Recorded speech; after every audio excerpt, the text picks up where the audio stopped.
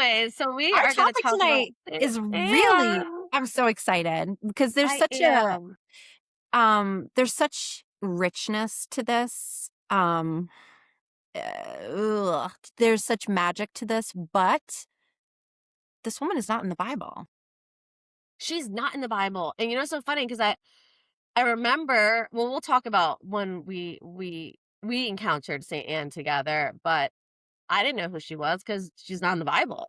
Right? Nobody talks about her. Like, you're like, who is she? And I was like, I don't know. I just heard it and I was like, Anne. You're like, oh my God.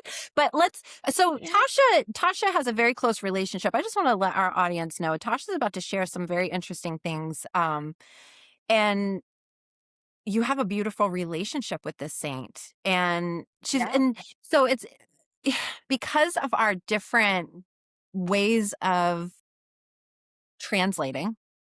Yeah. I am like Anne of Nazareth, you're Saint Anne. I'll say like Mother Mary, you might say Blessed Mother or Virgin Mother. So we just have like different ways of connecting with their names. But to me, it's like Anne of Nazareth, it's Saint Anne to you. So tell me about Saint Anne and your relationship with her. Who was she? What is going on with this woman? Yeah. So I did a lot of research this weekend, listened to a couple like podcasts and, TikToks and stuff. So Saint Anne is obviously Jesus's grandmother. She is the patron saint of mothers, infertility, grandmothers. And from what I've gotten in different things is that there was this book called, I had to write these down. I had to like literally write like Proto-Evangelium of James, which is Saint James, the cousin of Jesus. There was a certain gospel he wrote that wasn't put into the Bible. And there's actually a few popes that actually rejected this scripture. But it's funny because then later on, another pope ended up using it to actually say who Saint Anne and Joachim were. And so I guess it's okay. I don't know. I'm not sure if it's like okay or not okay in the Catholic faith.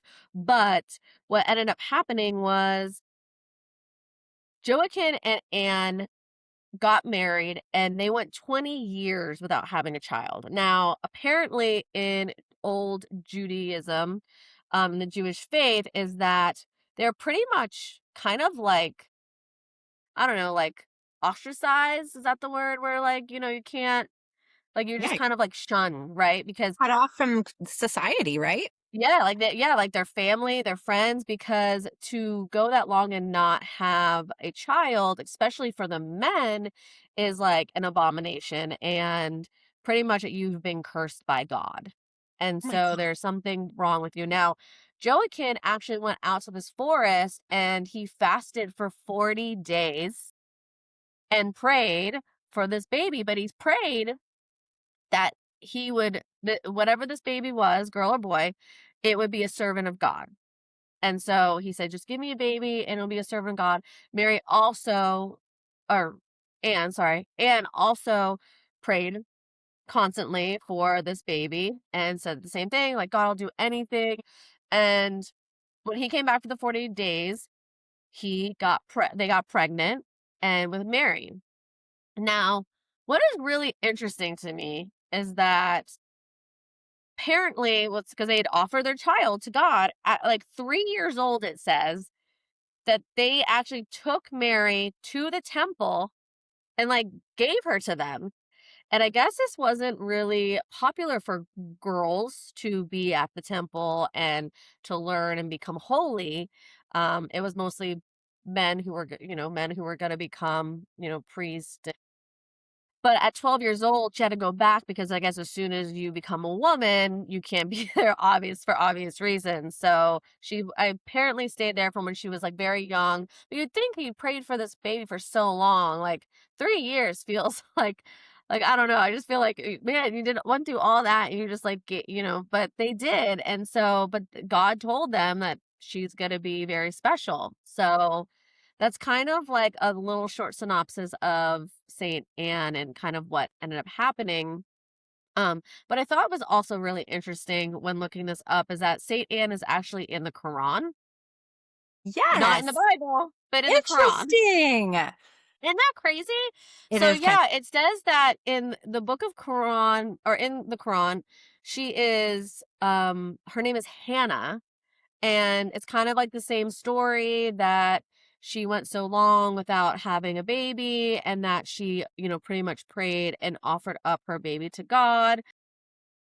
It's in the, I'm gonna probably horribly pronounce this, but it's like the Surah Al Imran, chapters 3, of, 335 to 337, or whatever, 35 to 37, whatever. that's But why it's I didn't interesting either. how in the Islam faith they really do idolize Mary and Anne, and more of the family, even so I think in their scripture than they do Mary, and Anne's not even in the Bible. So I thought that was pretty interesting. It's very interesting. I did a very brief meditation the other night. So, as I said, Saturday evening, my house was lit the hell up. And so it really was like I'm telling you right now, I worked with angels for a while. And I've had like kind of an on off, like sometimes it's just like really strong. I just feel like they just want me to work with them. And then other things come in and they kind of drift around and drift away and whatever, and then they come back. But like it was so potent on Saturday. I have not felt it like that in a very long time. And so as I was falling asleep, I thought to myself, because I knew we were going to be talking about Anne tonight, and I knew that I don't know really anything about her. So I'm like, let me see if I can connect with her through spirit. I could not connect with her. I connected with her daughter, who connected me with her. And I Did saw, you connect with Mary? yeah.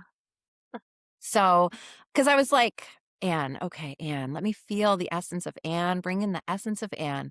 And I was like, I'm hitting like this weird little roadblock. Like it's not super, like usually I can make a really quick connection. I could not. So And I feel like I it would was be like, really hard to get to, like, to me, like, they're like the royal family. well, so it's like, how am I going to get to her?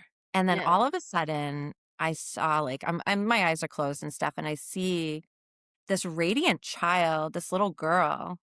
It's a little girl who is just surrounded with like this emanating light from behind her head. Um, and she was wearing white, and she was just very luminescent. But Mhm. she was little. She was probably around 3 or 4, to be completely honest. And that was how I connected with her. I saw her mother standing behind her, and I saw the father standing a little behind her. And the energy was so devotional.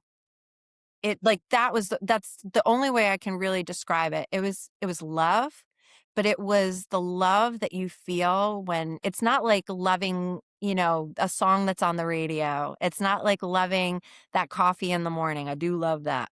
But it's such a devotional love. And that is what I want to emphasize, because we have this surface level existence here on this earth right now, Mhm. because people are working so fast to get from A to B and return their messages and comment on their socials and, get to the next level in their careers and chase after their children and all of these things. And we spend so much time just going from thing to thing to thing to thing to thing that I just don't know how much devotion is actually carried into our lives, into what we're actually doing in our lives. And that was the message that I got from her, was like devotion and love of the highest degree. Like, can you Yeah, feel people are. I that? mean, yeah, I think back then, everything was given up to God. Everything. Like, Yeah. like, it's just, to me, God is love. But the devotion that she had, not based in fear, not based in like, if I don't devote myself here, I'm going to go to hell. I think that it was pure. It's the pure love that one has. And we can see this in other situations with Teresa of Avila. We can see it with Marguerite Perret. We can see it with Joan of Arc. Like, there are these women that just have this blissful, devotional, committed love that leads to miracles because there is such an intense level of trust and faith and belief in that magic. Yeah. Yeah. So tell us a little bit more of that magic.